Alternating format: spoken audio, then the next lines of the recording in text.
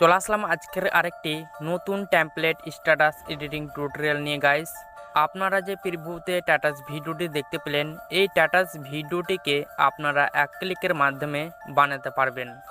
যদি আপনারা এরকম স্ট্যাটাস বানাতে চান এক ক্লিকের মাধ্যমে, তবে আজকের এই ভিডিওটা আপনাদেরকে কন্টিনিউ করতে হবে। তো চলুন বন্ধুরা, আপনারা এক ক্লিকের মাধ্যমে শিখে নিন আজকের এই ভিডিও দেখে। আমি প্রথমে চলে যাব গুগলে। এখানে আমি গুগল ওপেন করে নিচ্ছি।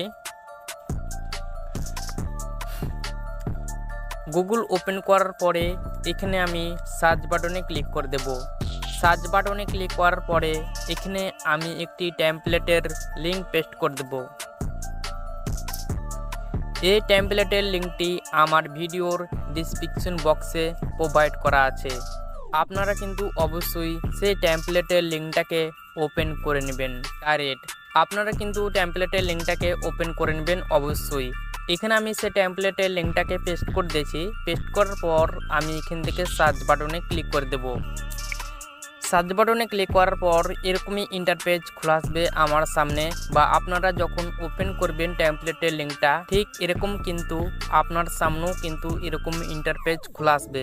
খুলে আসার পরে আপনারা নিচের দিকে স্ক্রল করে চলে যাবেন। এখানে আমি স্ক্রল করে চলে আসলাম। আসার পরে আপনারা এখানে দেখতে পাবেন ইউজ টেমপ্লেট অন ক্যাপকাট, এর উপরে ক্লিক করে দেবেন।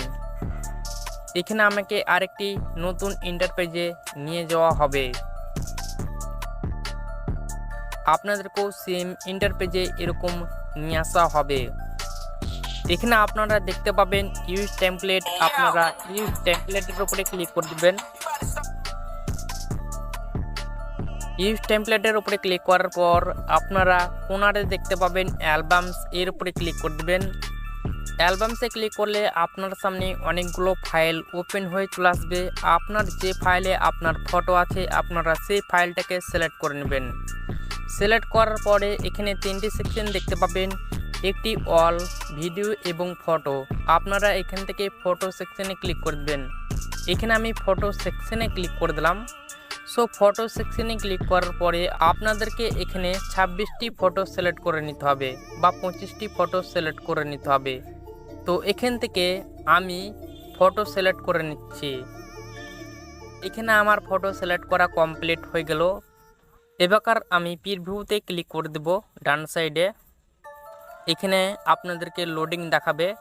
এখানে আমাকে লোডিং দেখাচ্ছে, আপনারা কিছু সময় ওয়েট করবেন।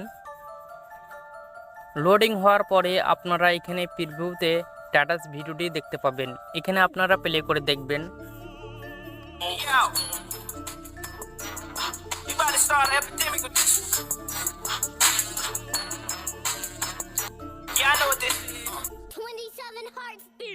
এই স্ট্যাটাস ভিডিওটিকে এক্সপোর্ট করার জন্য আপনারা এক্সপোর্টের উপরে ক্লিক করে দেবেন।